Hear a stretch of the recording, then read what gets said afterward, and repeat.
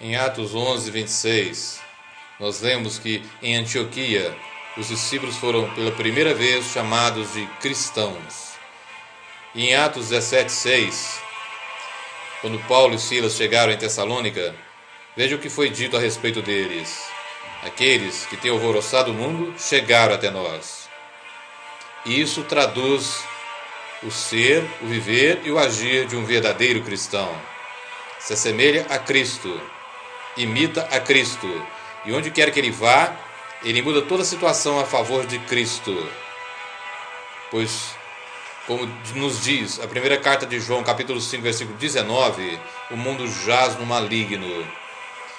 E o viver, e o ser, e o agir de um verdadeiro cristão testemunha contra este mundo. Hoje, muitos dizem serem cristãos, professam o nome de cristãos. E eu agora quero dar a você 23 características baseadas tão somente na palavra de Deus que não podem faltar num verdadeiro cristão. Que não podem faltar numa pessoa que professa o nome de Cristo, para que esta profissão então seja verdadeira. Em primeiro lugar, um verdadeiro cristão é perseguido e rejeitado, quer seja na sua casa, na sua família, quer seja no lar, quer seja na escola, no trabalho. Esta é uma característica que não tem como faltar, porque, como eu disse agora mesmo, ele testemunha contra o mundo. E o próprio Jesus nos mostra isso, quando ele nos fala nas bem-aventuranças, em Mateus 5, no versículo 11 e 12, o seguinte: Bem-aventurados sois vós, quando vos injuriarem e perseguirem, e mentindo, disserem todo o mal contra vós por minha causa. Exultai e alegrai-vos, porque é grande o vosso galardão nos céus, porque assim perseguiram os profetas que foram antes de vós.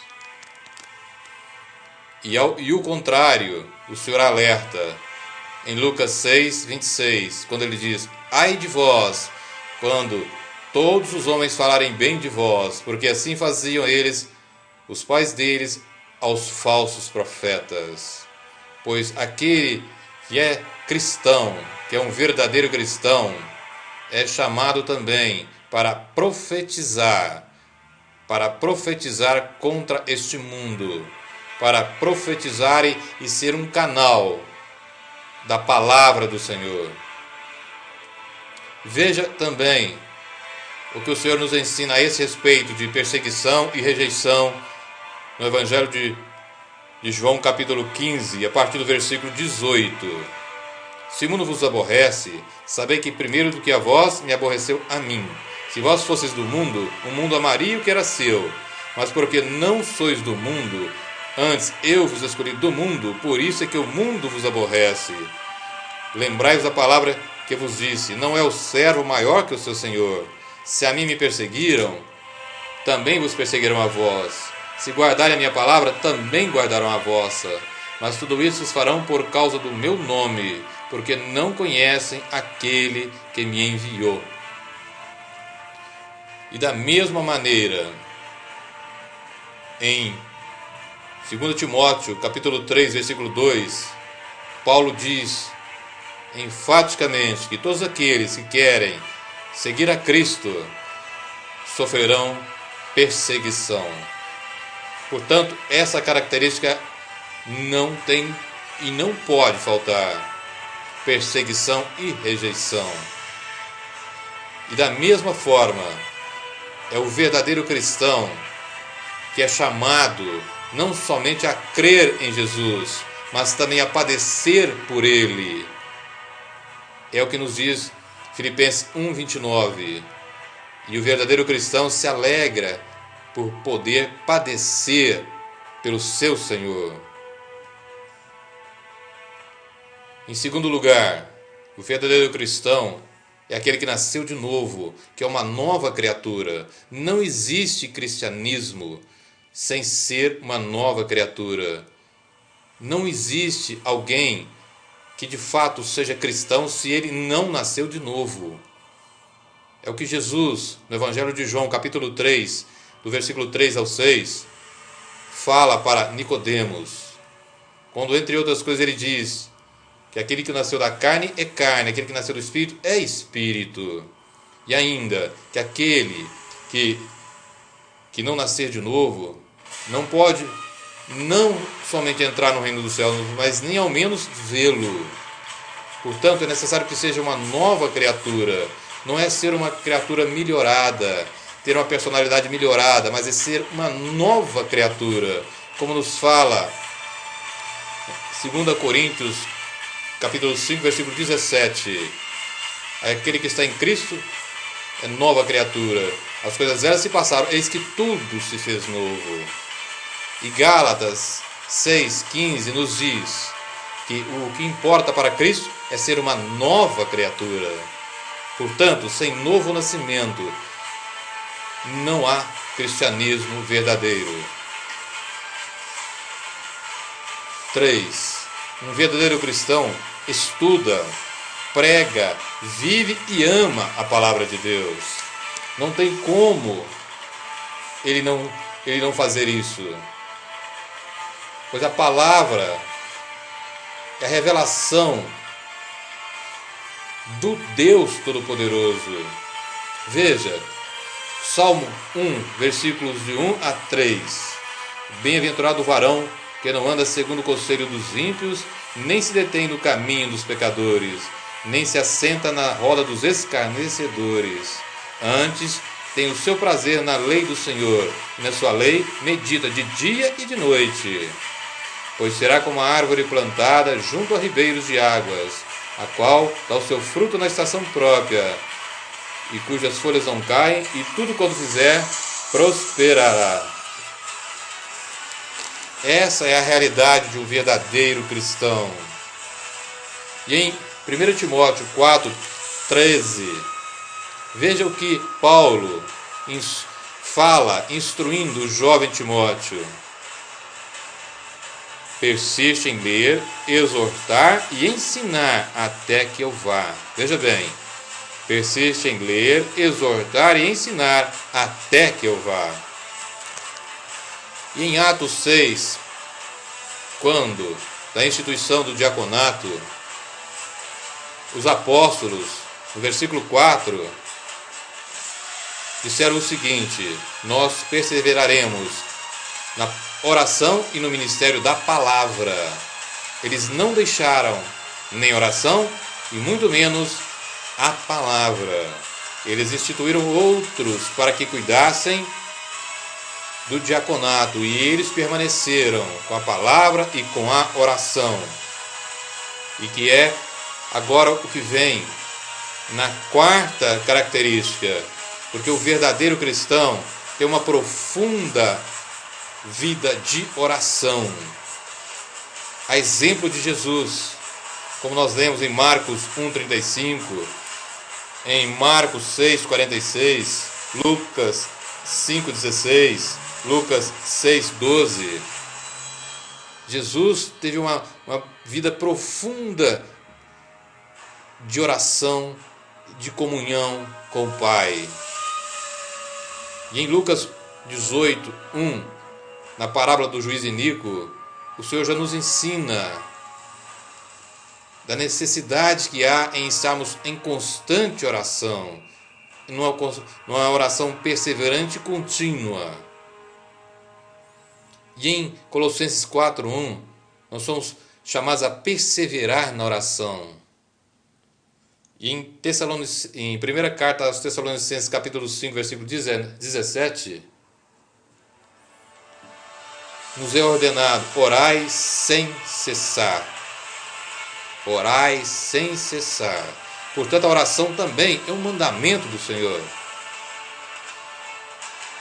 E em quinto lugar, nós vimos que o verdadeiro cristão é aquele que vive verdadeiramente o senhorio de Jesus em sua vida. Ele não somente professa que é cristão, mas ele vive aquilo que ele fala. A sua vida reflete ou imita a Jesus Cristo, como eu disse no início. Muito mais que as palavras, é a sua vida que diz aos outros que ele é um cristão. Em sexto lugar, é o Espírito Santo quem dirige a vida de um verdadeiro cristão. Não é a vontade dele, não são os prazeres deste mundo, mas o Espírito Santo. E em Romanos 8,14 nós lemos: aqueles que são guiados pelo Espírito de Deus, esses são filhos de Deus. E no mesmo sentido, nos fala Gálatas 6,18. Portanto, é necessário que o Espírito de Deus esteja dirigindo a sua vida, esteja dirigindo em todas as áreas da sua vida, não somente na área espiritual, em todas as áreas da sua vida. O Espírito Santo é que tem que te dirigir e orientar. Em sétimo lugar, um verdadeiro cristão faz a vontade do Pai. Este é o grande segredo que está explícito na palavra de Deus. Jesus, em João 4,34, já dizia que ele tinha um alimento que era a fazer a vontade do Pai e fazer a sua obra.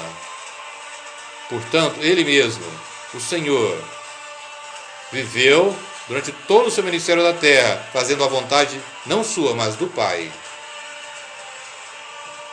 E é o que o próprio Jesus também nos ensina em Mateus 7,21, quando ele diz: nem todo o que diz Senhor, Senhor entrará no reino dos céus, mas somente aquele que faz a vontade de meu Pai que está nos céus.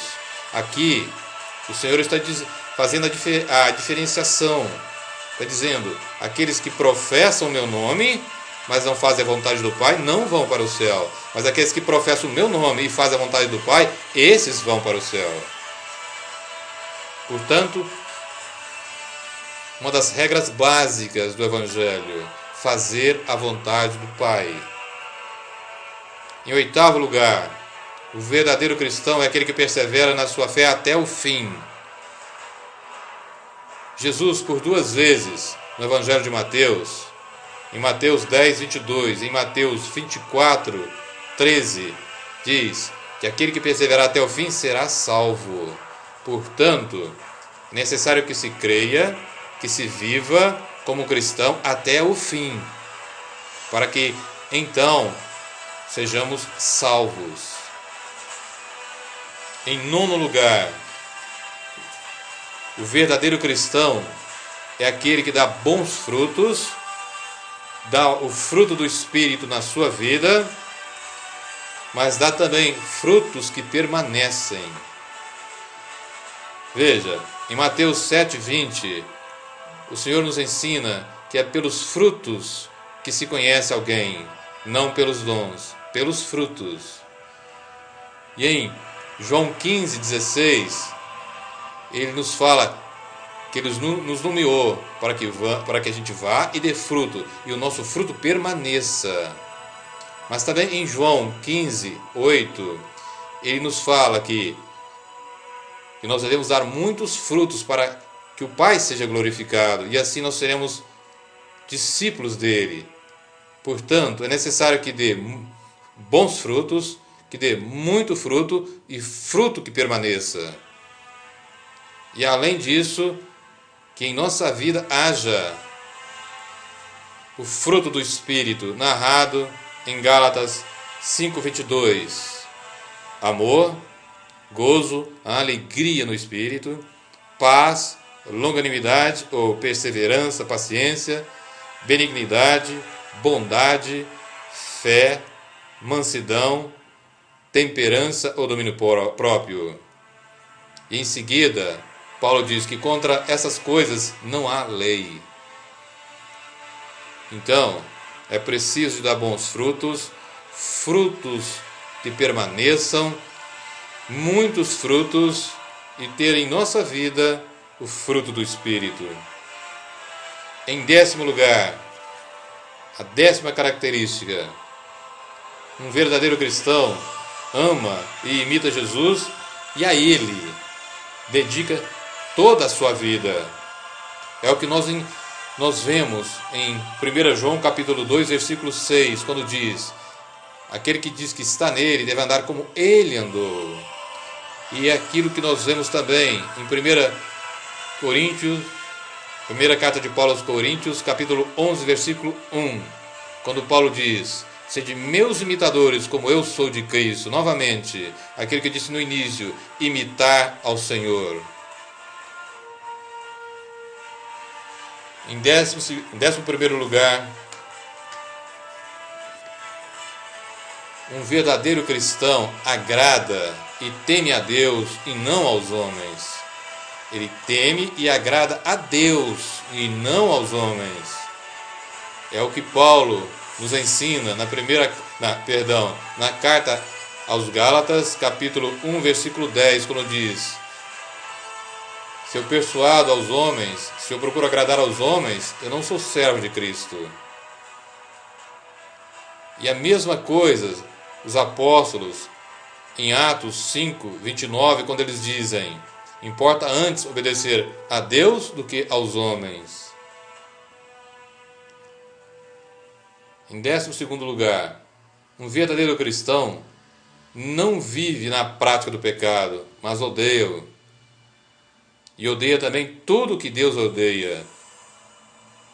O pecado na vida de um cristão tem que ser por acidente, não algo programado. Veja bem, eu não estou dizendo que o cristão não peca, mas estou dizendo que o pecado tem que ser algo que vem como acidente.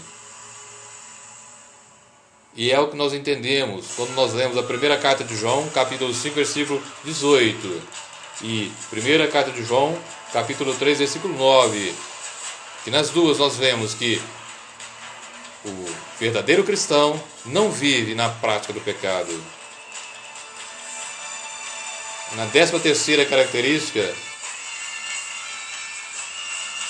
nós vemos que um verdadeiro cristão usa o que ele tem de melhor para o Senhor e fala e age buscando sempre a glória de Deus. O objetivo final de tudo aquilo que ele fala, de tudo aquilo que ele faz, é a glória de Deus.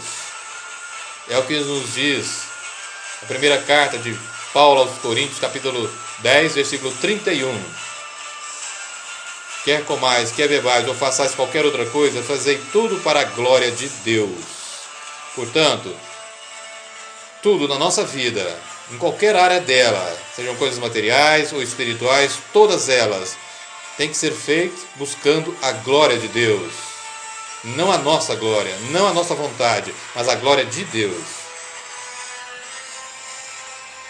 Em 14º lugar, o cristão, o verdadeiro cristão, é aquele que busca e pensa, em primeiro lugar, nas coisas espirituais e não nas materiais. Ele vai estar sempre buscando as coisas espirituais em primeiro lugar. É o que nós encontramos na carta aos Colossenses, capítulo 3, versículo 1 ao 3. Veja bem o que Paulo diz. Portanto, se já ressuscitaste com Cristo, buscar as coisas que são de cima, onde Cristo está sentado à destra de Deus. O verdadeiro cristão, portanto, ressuscitou com Cristo. E então, ele busca as coisas do alto, as coisas dos céus, as coisas espirituais, e não as coisas da terra. E continua no versículo 2: pensai nas coisas que são de cima, e não nas que são da terra, porque já estáis mortos, e a vossa vida está escondida com Cristo em Deus. O alvo do cristão, do verdadeiro cristão, são as coisas espirituais. É o mesmo que o Senhor nos ensinou em Mateus 6,33. Buscar em primeiro lugar o reino dos céus e a sua justiça, e todas as demais coisas serão acrescentadas. E é o que o Senhor também nos coloca em Mateus 5,6, quando ele nos fala um dos versículos mais importantes das bem-aventuranças. Bem-aventurados os que têm fome e sede de justiça, porque eles serão saciados. Sede e fome de justiça, da verdadeira justiça que vem do eterno Deus, que vem do Pai, em Jesus, mediante o Espírito Santo. Um verdadeiro cristão, a 15ª característica, depende do Senhor para tudo, colocando-se somente como instrumento, vaso, servo e filho do Altíssimo Deus. Ele não decreta, ele não manda em Deus, ele não tem Deus, como muitos têm por aí, como de servo, mas tem o Altíssimo Deus, de fato, como Senhor e Senhor da sua vida em todas as áreas. E a Ele, e servir a Ele é privilégio. Ele vê e sente que a maior graça é exatamente ter Deus como Senhor, e a Ele servi-lo como servo, como instrumento, como vaso e como filho. A 16ª característica: um verdadeiro cristão tem prazer em servir, pois ele aprendeu com seu Senhor, como o Senhor nos ensina em Mateus 20, do 25 a 28, quando o Senhor nos fala que aquele que quiser ser grande, ele que quiser ser o primeiro, que seja o servo e seja o escravo de todos. E mais, ele continua, assim como ele não veio para ser servido, mas para servir. O verdadeiro cristão tem prazer em servir, e assim como está na carta aos Filipenses, ele coloca sempre as coisas do outro em primeiro lugar, não as dele. Ele então vive de fato em função do outro e mais ainda de Deus. 17ª característica: um verdadeiro cristão tem autoridade espiritual e é odiado, respeitado e conhecido do inferno. Autoridade espiritual. Como isso é importante e como isso tem feito falta e tem deixado de existir na igreja de hoje. Veja, em Atos 16, versículo 16 a 18, Paulo expulsou um demônio de adivinhação de uma menina. Depois, em Atos 19:15, os filhos do sumo sacerdote Cefa quiseram fazer o mesmo. Então, o demônio, pela boca do possesso, do endemoniado, disse o seguinte: conheço Jesus e bem sei quem é Paulo. Vós quem sois? Ou seja, eles não tinham autoridade espiritual, eles não eram conhecidos no inferno, eles não eram respeitados no mundo espiritual. A conclusão é que eles levaram a surra e foram embora nus. Portanto, o verdadeiro cristão é não só respeitado, mas também odiado e conhecido do inferno. E ao mesmo tempo, na 18ª característica, ele é conhecido de Deus. Aqui está o grande segredo, porque ele se submete, se sujeita a Deus. O que está em Tiago 4:7. Sujeitai-vos a Deus, resistiu o diabo e ele fugirá de vós. Uma e outra se completam. A 17ª com a 18ª. É sendo submissos a Deus em todas as coisas. Se você então tem como resistir o diabo e ele fugirá. Mas em primeiro lugar, se sujeite a Deus. A 19ª característica de um verdadeiro cristão: ele busca diariamente a santificação, sendo separado do mundo e separando o santo do profano, o precioso do vil. Desde o Antigo Testamento, em Jeremias 15:19, o Senhor diz para Jeremias: para que ele separasse o santo do profano, que assim então ele poderia ser a sua boca. Portanto, para sermos boca de Deus, para sermos de fato profetas do Senhor, primeira coisa, separar o santo do profano, o precioso do vil. E é o que também nós lemos em Ezequiel 44, 23. Separar o santo do profano. E nessa mesma linha, nós vamos compreender como é necessário a separação, como é necessário a santificação. Porque em Hebreus 12, 14, diz o seguinte: vivei em paz com todos, e buscai a paz com todos e a santificação, sem a qual ninguém verá o Senhor. Portanto, sem santificação, ninguém vai para o céu, ninguém será salvo. E veja bem o texto que o Senhor nos deixou em 2 Coríntios, capítulo 6, do versículo 14 ao 18. Não vos prendais a um jugo desigual com os infiéis, porque que sociedade tem a justiça com a injustiça? E que comunhão tem a luz com as trevas? E que concórdia há entre Cristo e Belial? Ou que parte tem o fiel com o infiel? E que consenso tem o templo de Deus com os ídolos? Porque vós sois o templo do Deus vivente, como Deus disse: neles habitarei e entre eles andarei, e eu serei o seu Deus e eles serão o meu povo. Veja bem o que Deus agora fala: pelo que saí do meio deles, e apartai-vos, diz o Senhor, e não toqueis nada imundo, e eu vos receberei, e eu serei para vós pai, e vós sereis para mim filhos e filhas, diz o Senhor o Todo-Poderoso. Portanto, separação.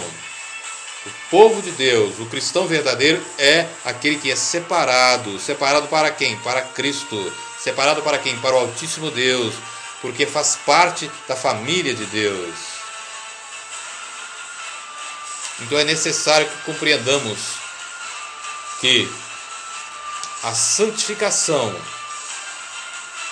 e a justiça são frutos da salvação e que é necessário que elas estejam presentes na nossa vida para de fato professarmos o nome de cristãos. Não só com a nossa boca, mas muito mais com a nossa vida.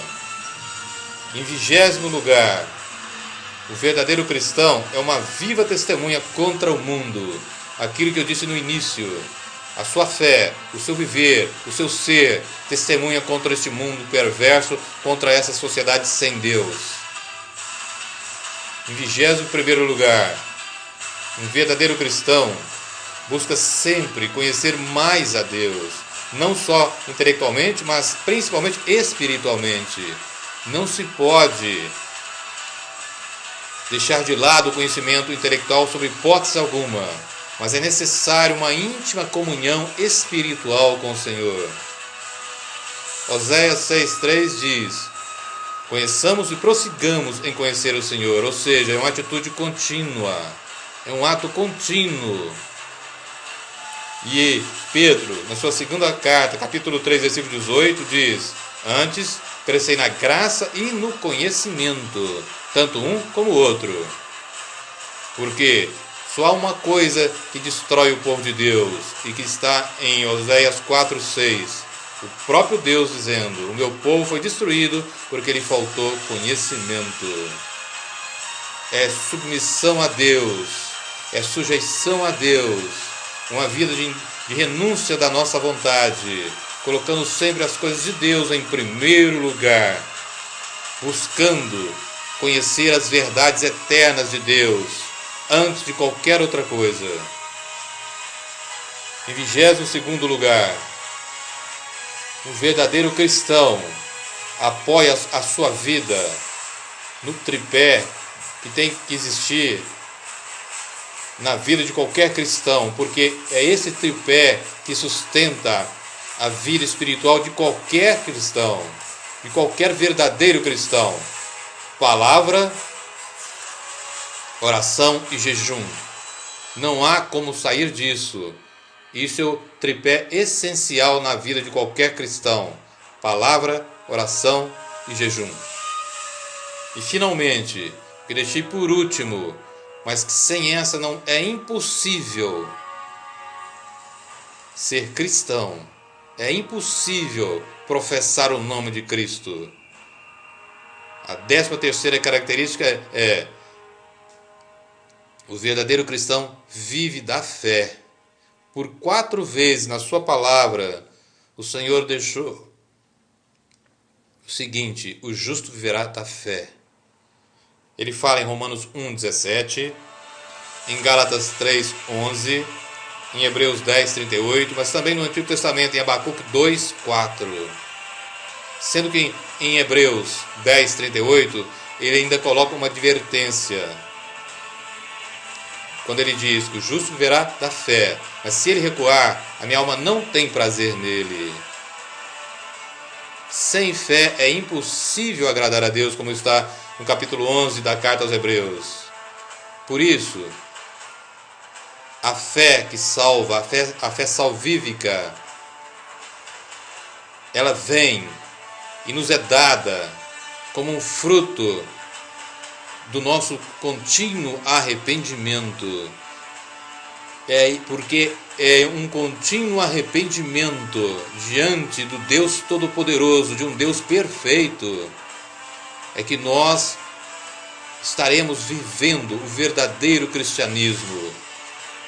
Porque quanto mais você se assemelhar a Cristo, mais você verá os seus erros e as suas falhas.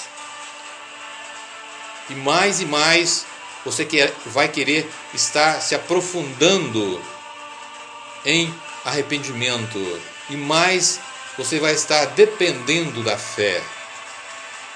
Busque a cada dia depender do Senhor para tudo, em todas as áreas da sua vida.